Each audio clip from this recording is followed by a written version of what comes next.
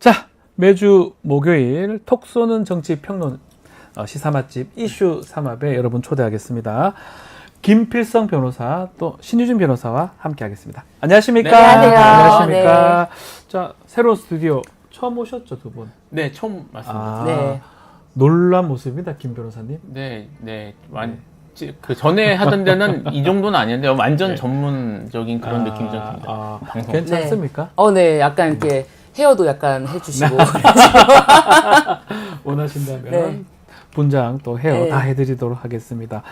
자, 뭐 계속적으로 잘 부탁드리고요. 네. 본격적인 이야기 하기 전에 항상 하는 거죠. 우리 이슈 삼합의 공식 질문. 두 분이 이제 한 주, 또 이번 주에 정치 이슈 중에 가장 인상 깊었던 거. 이번 김필성 변호사님부터 한번 들어볼까요? 한동훈 위원장이 네. 전 위원장이 예. 어떻게 되시는데 이분이 이제 최근에 또 행보를 하나 하셨습니다. 네. 그러니까 이제 2030 세대 청년 보좌진과 오찬을 하셨다고 하는데요. 여기 이제 그 언론 보도가 났고요. 예. 근데 거기서 이제 헤드라인이 어떻게 나왔냐면 네. 한동훈 코웨이 삼국지 하더라도 맹액을 했어. 그래, 저도 그 맹액.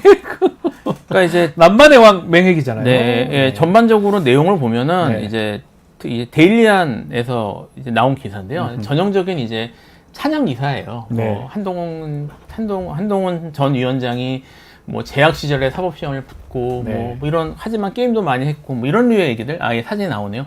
뭐 저 사진도 이제 저런 식으로 좀 감각적으로 나름 네. 이렇게 찍으신 그리고 이제 언급도 감각적으로 하셨는데 예.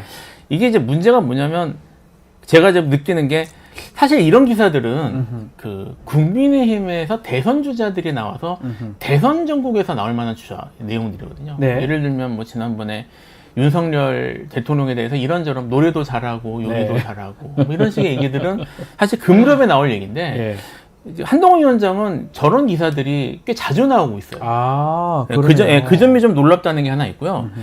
더 이제 아쉬운 거는 잘 아는 사람들 입장에서는 조금 부족하다. 그러니까 뭐 이제 역사에 대한 관심을 전에도 보이지 않으셨습니까? 그 빨간 책, 네. 빨간 책 들고 하셨는데 이 같은 경우에도 코웨이 삼국지를 해본 사람들이 이제 말씀은 맹액이 난이도가 매우 높은 영웅이다. 네. 그래서 난 난이도 높은 것만 했다.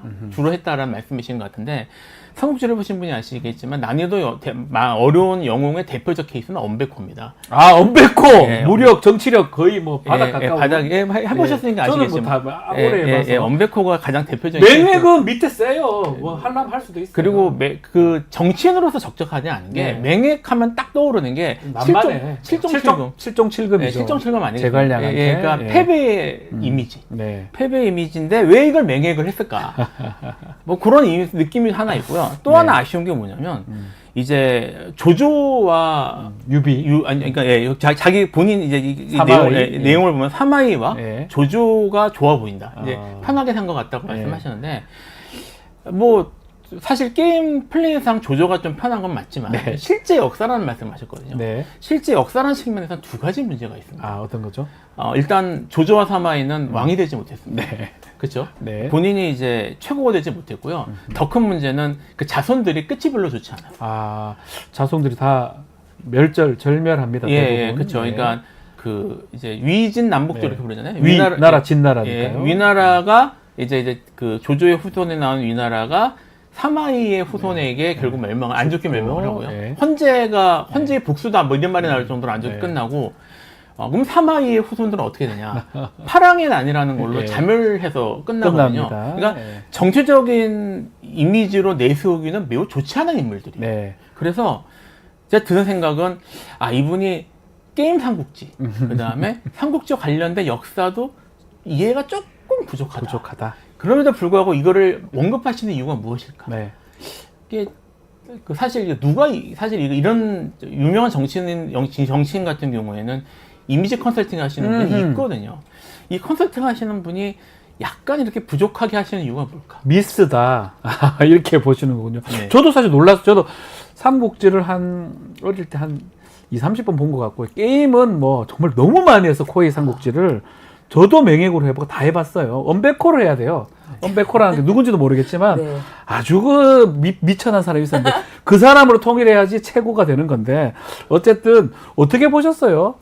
저는 또 재밌어서 처음 들어보죠. 네, 이 게임을 코에이 처음 삼국지. 들어봐가지고, 네.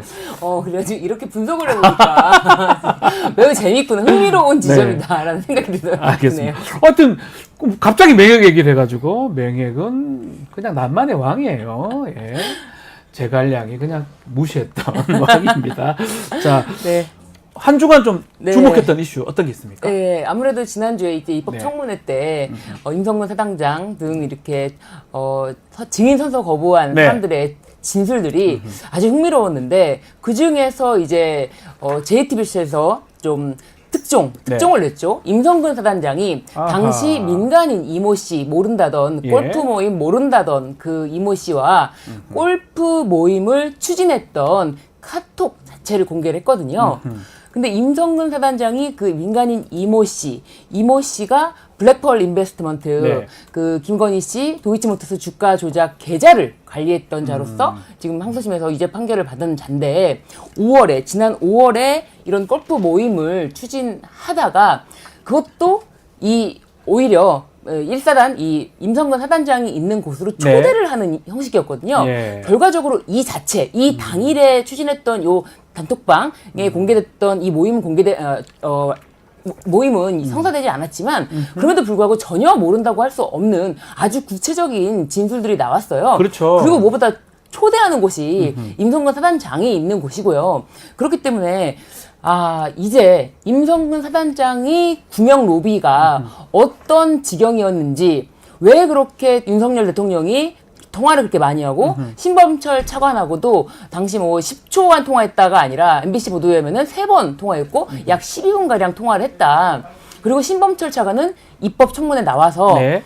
이것은 그 통화는 회수에 관련 것이었다. 본인 얘기했죠. 네, 회수에 관한 것이었다라고 예. 얘기를 했다가 물론 말을 바꾸긴 했습니다만 네. 그만큼 임성근 사단장이 이 수사에 외압을 행사해서 이 빼내기에 개입된 것이 도대체 왜 대통령이 그랬을까? 그렇다면은 대통령을 움직일 사람이 누구인가? 김건희 여사와 관련된 모종의 어떤 더 깊은 연관이 있는 거 아닌가? 이런 이제 예측까지 되면서 그렇죠. 예, 매우 이 고리가 드러나기가 쉽다. 이제 드러날 수 있는 상황이 됐다라는 생각 때문에 이거는 최혜병 특검이 아니라 이제는 윤석열 대통령 특검, 윤석열 대통령이 직접 연결된 특검으로 봐야 된다. 아니 임성근 전 사단장이 그 이모 씨 물어보니까 한치의 그 주저함도 없이 저도 제 친구 중에 이모 씨가 그 꽈트림 너무 많아요. 그 질문하면 누구 이 일을 말합니까? 이래야 되는데 모릅니다. 전혀 모릅니다. 골프 안 칩니다. 그렇게 얘기할 때 저 왜 저렇게 청문회에서 저렇게 단답형으로 답변하지 이렇게 생각을 했었는데 알고 보니까 관련성 있는 증거들이 지금 계속 드러나는 것 같아요. 결국은 외압이 있었다. 이거는 지금 확인되는 과정이고 그렇다면 왜 임성근이를 지켜야 되느냐. 그 부분에 대해서 지금 이 도이치모터스 또 김건희 여사 관련성이 있을 수도 있다. 이 부분이 이제 앞으로 밝혀져야 될 부분으로 보이네요. 일단 정황이 나온 거라서 정황이 나온 딱 거죠. 부러지게 말씀드리는 건 없지만 네. 말씀하셨던 것처럼 그냥 정황이 아니라 이게 골프같이 친 정도라고 끝날 문제가 아니라 그 보였던 그렇죠. 그 태도 그렇죠. 이런 등을 비추어 볼 때 뭔가 좀 이상하네 들여다봐야 되는 게 아닌가 이런 생각이 들게 만드는 것 하나가 네. 있고요. 예. 저는 요거 하면서 약간 핀트가 좀 어긋난 것 같긴 합니다. 네. 먼저 생각 하나 한 게 있는데 네.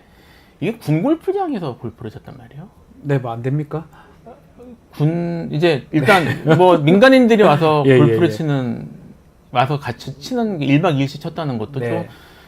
어쨌든 군 보호 지역인데. 그럴 수 있습니다. 예, 네, 맞습니다. 그래서 일반 골프장에서 친 거하고 좀 다르지 않나. 좀 달리 봐야 된다. 네, 좀 달리 봐야 되는 게 있고요. 예. 그리고 전 사실 군 사령부마다 이제 설치되어 있는 골프장에 대해서 약간 불만은 있는데. 불만 있습니까? 네, 그 이야기는 제가 일단 여기서는 제가 예. 그만하도록 하겠습니다. 저희도 저 장교 출신이다 보니까 네. 몇 번 가만히 가봤어요. 네, 무슨 말인지 알겠습니다. 네. 군사령부 또 공군 또 육군 해군 다 골프장들이 좀 큰 부대마다 체력단련장이라고 있는데 아마 거기서 지금 했던 얘기가 나오는 것 같습니다.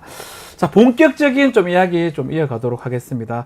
자, 오늘 이야기는 7월 23일 치러질 국민의힘 전당대회 얘기부터인데요.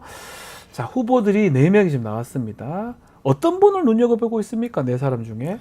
뭐 사실은 그닥 크게 아. 누가 돼도 크게 뭐 상관없으니까. 와닿는 인물은 네. 없는데 네네네네. 뭐 어쨌든 여론조사 상으로는 네. 뭐 1강 2중 뭐 또 1약으로 또 평가되는 1강 2중 2약. 네. 1약 1약. 예, 평가되는 그 순서대로 말씀을 드리면 네. 한동훈, 원희룡, 뭐 나경원, 윤석열 이렇게 되지 않습니까? 네. 그렇기 때문에 이게 이제 결선 투표로 가느냐 아직 이제 1강이라고 하는데 그 4명의 인물 구도상으로는 뭐 30%대가 나오기도 네. 합니다. 그렇기 때문에 결선 투표로 가느냐 아니면은 중간에 뭐 단일화를 하느냐 여러 가지 논의가 있는 가운데 한동훈 전 위원장이 그런 얘기를 하지 않았습니까? 이 최혜병 특검법에 대해서 네. 어쨌든 수정을 해서 받는다 이런 네. 이야기를 내서 시끄럽고 그러자 뭐 나경원 원희룡 할 것 없이 그러면 한동훈 특검법도 받을 것이냐 네, 이런 이야기를 하면서 좀 흥미로운 지점이 되지 않았나. 그렇다면은 남은 전당대회 기간 동안에 과연 어떻게 또 이제 이 중이 1강을 공략할지 아하. 좀 더 구체적인 공략법이 필요한 게 아닌가. 네, 그런 생각이 듭니다. 어떻게 누구가 가장 눈에 띄어요? 한동훈입니까? 저는 역시 한동훈 한동훈. 위원장이. 네, 맹획을 좋아하는 한동훈. 그러니까 네. 지금 그 뭐 악체처럼 뭐 지지율이 높고 이런 거 떠나서 네. 독특해요. 네. 네. 제가 지금 맹행 얘기도 했지만 예. 마케팅 방법이 좀 독특하고요. 예. 그래서 제가 사실 어디에 관심이 있냐면 예. 좀 전에 잠깐 얘기했습니다만 네. 이걸 누가 전담해서 이미지를 담당하고 있나. 이게 일반적인 정치인 이미지는 아닌 거고요. 네. 아마도 저 이제 좀 아시는 분들하고 전문가 분들하고 좀 사적으로 얘기를 해본 적이 있는데, 네. 광고 전문가가 붙은 것 같다. 아, 광고 전문가가 예, 붙은 것 같다. 같다라는 정치 얘기가 전문가가 아니고 광고 전문가가 예, 붙은 것 붙은 것 같다. 같다. 근데 이제, 광고 전문, 특히 광고 같은 경우는 이제 업계에서 일해보신 분은 아시겠지만, 그, 이제 고용주, 그러니까 이제 그 발주를 넣은 업체의 사장님 의사를 가장 중요하게 생각을 하거든요. 네. 그러니까 한동훈 위원장의 스타일, 자기가 원하는 스타일을 극대화하는 데 지금 맞춰져 있는 게 아닌가 네. 이런 생각이 드는데 어쨌든 여러 가지 측면에서 좀 예상하기 어려운 그리고 독특한 그리고 들여다보면 재미있는 이런 모습을 많이 보여주고 계셔서 네. 그래서 한동훈 위원장을 이제 그냥 재밌게 보고 있습니다. 자, 그렇지만 이제 한동훈 위원장, 홍준표 시장하고 만남은 계속 불발됐습니다.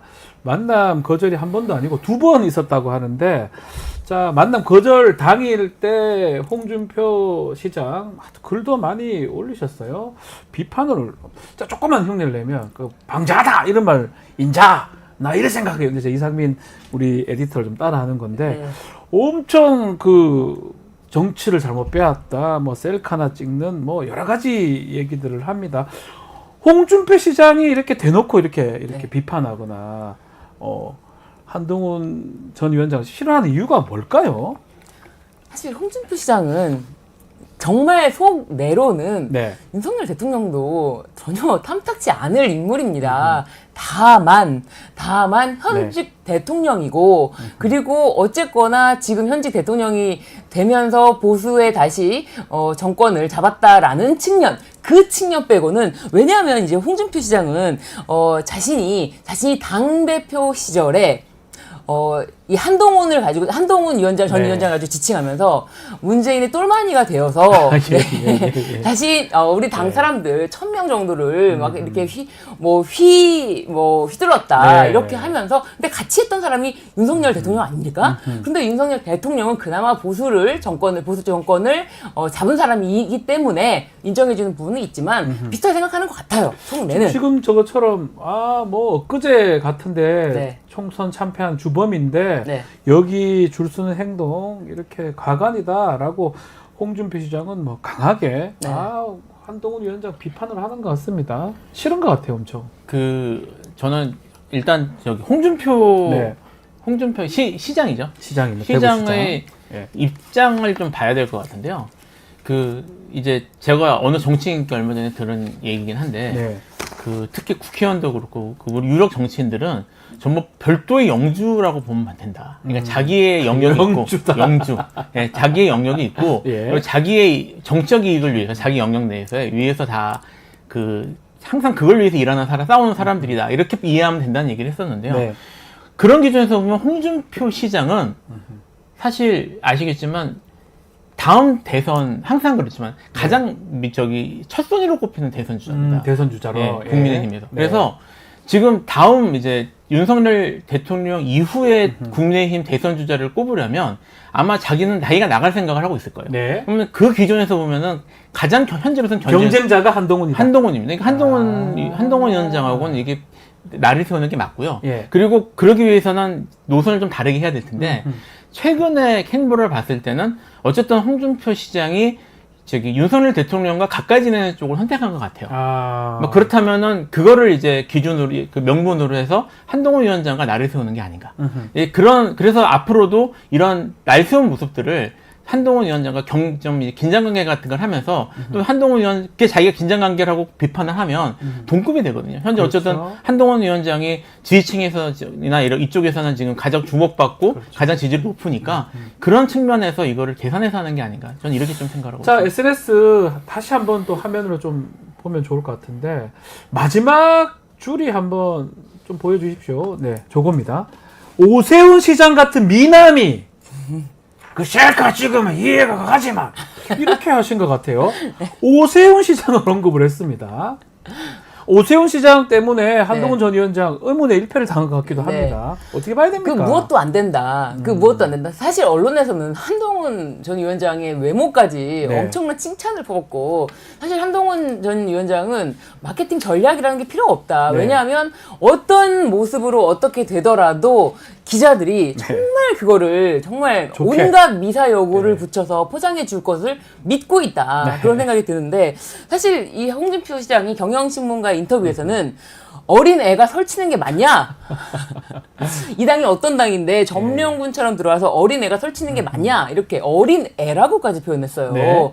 이 정도면은 윤석열 대통령과의 또 만남이 있었지 않습니까? 홍준표 시장이 그러면서 윤석열 대통령이 이런 어떤 독서를 독려해 주었고 네. 그런 것에 힘을 입어서 내가 더 밟아줘야 된다. 그래서 약간 사명감을 띠고 아하. 어린 애가 설치는 게 맞냐부터 해가지고 네.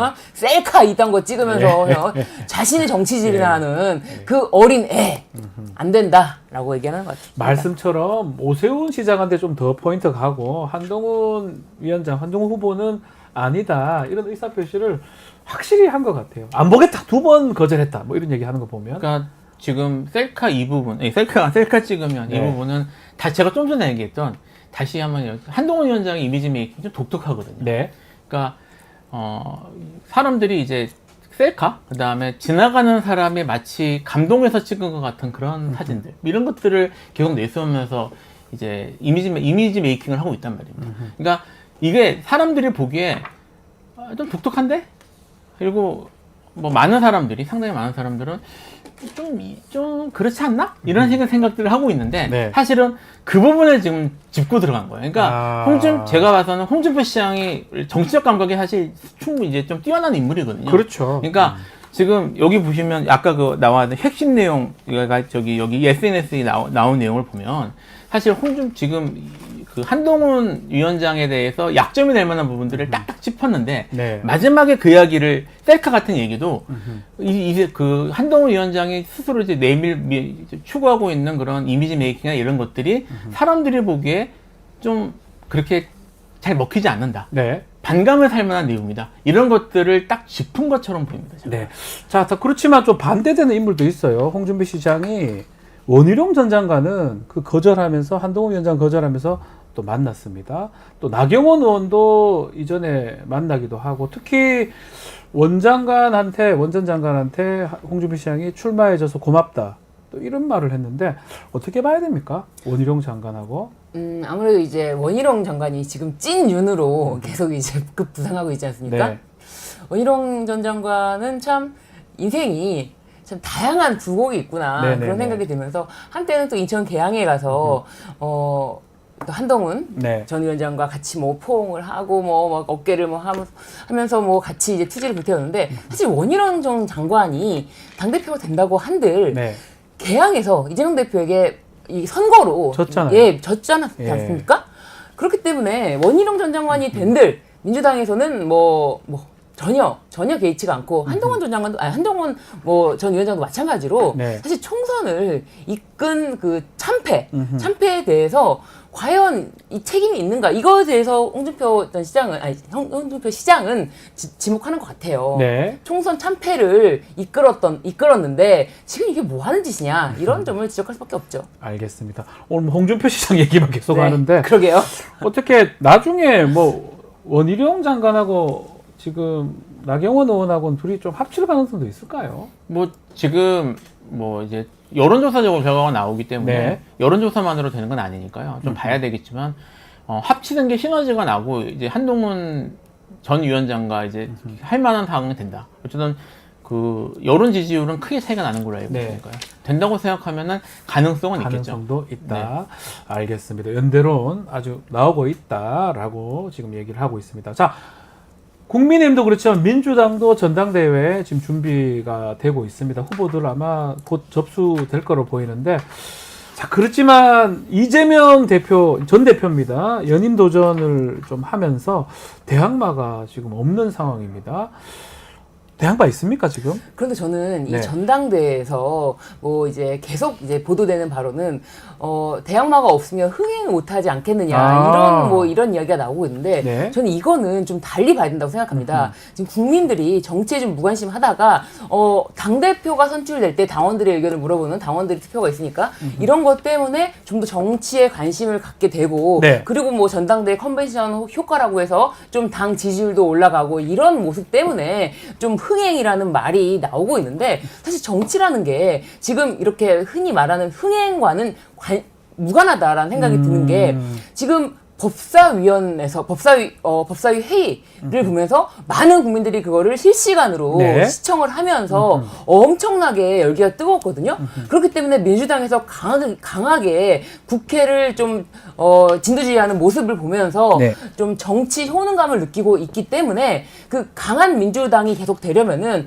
오히려 뭐 다른 전당대회에서 여러 후보가 난립돼서 뭐 누가 함께 뭐 누가 과연 될 것인가에 대한 아니면 누가 뭐 이재명 전 대표를 뭐 좀 더 뭐 치고 나가느냐 이런 모습을 기대하는 게 아니거든요. 국민들의 기대에 부응하는 모습을 보여줄 때 당의 존재의 의미가 있다고 생각하기 때문에 이게 전당대회에 다른 대항마가 있고 후보가 난립돼서 경쟁이 돼야지만 국민들이 지지를 받고 컨벤션 효과가 있다고 생각하지 않거든요. 그래서 지금 저는 이재명 대표의 연임에 대해서 민주당원들이 하나같이 다 찬성하는 입장이라면은 전혀 걱정할 필요 없이 민주당을 강하게 지지하고 있다. 그런 마음을 알면은 흥행과 이런 거는 무관하다라고 생각이 듭니다. 어떻게 보십니까? 지금 말씀은 이제 뭐 법사위나 이런 국회 상황이 더 중요한 거 아니냐 이렇게 좀 짚어주셨는데 그러니까 지금 컨벤션 효과가 네. 사실 중요한 시점은 아닙니다. 왜냐하면 그런 게 중요한 때는 언제냐면 선거가 얼마 남지 않았을 때. 네, 그런 게 중요할 때고요. 예. 지금 민주당에서 이미 선거는 중요 선거는 다 끝났고 뭐 다음 중요 선거는 이제 2년 남았기 때문에 네. 지금 뭐 흥행이나 이런 것들이 중요한 건 아닙니다. 근데 사실 좀 더 근본적으로 일단 사견이라는 걸 전제로 하고요. 예, 사견으로. 예, 제가 예. 이재명 대표 관련된 거는 예. 조심을 해야 되기 때문에 조금 재판 진행자기 때문에 변호인이죠. 사견을 전제로 하고 말씀을 드리면 좀 더 근본적인 문제가 있어요. 네. 지금 여전히 민주당 내에서는 대선 후보급 주자가 이재명밖에 없다는 게 문제입니다. 이게 뭐 이재명 대표 입장에서는 그것이 오히려 뭐 본인한테 경쟁자가 없다는 게 플러스가 될 수도 있을지 모르겠지만 네. 어쨌든 당 전체나 이런 걸 볼 때는 대선 주자급 굵직한 구주자들이 여러 명이서 경쟁도 하고 뭐 이렇게 하면서 사실은 같이 커가는 것이 나중에 장기적으로 볼 때는 도움이 되거든요. 네. 근데 지금 어차피 민주당에서는 이재명밖에 없잖아. 이제 이런 식으로 가는 게 나중에 대선 정국으로 접어들게 되면 그게 좀 불리하거나 아니면 좀 실무적일 수가 있어요. 그럴 수가 있겠네요. 네, 그리고 또 뭐 여러 가지 어떤 변수가 발생할지 모르기 때문에 근데 그런 것들이 지금 이재명 당대표가 이제 다시 당대표로 나올 수밖에 없는 상황이라는 것도 사실 그걸 보여주는 것이고 그래서 그런 측면에서 민주당이 좀 더 이런 문제들을 어떻게 타개해 나갈 것인지 그런 것들을 좀 고민해 봐야 되는 상황이 아닌가 이런 생각이 좀 들어요. 알겠습니다. 자, 조국 혁신당 얘기 좀 해보겠습니다. 7월 20일 날 전당대회를 하려고 하는데요. 저 국민의힘하고 민주당이 좀 가려져 있는 것 같기도 합니다.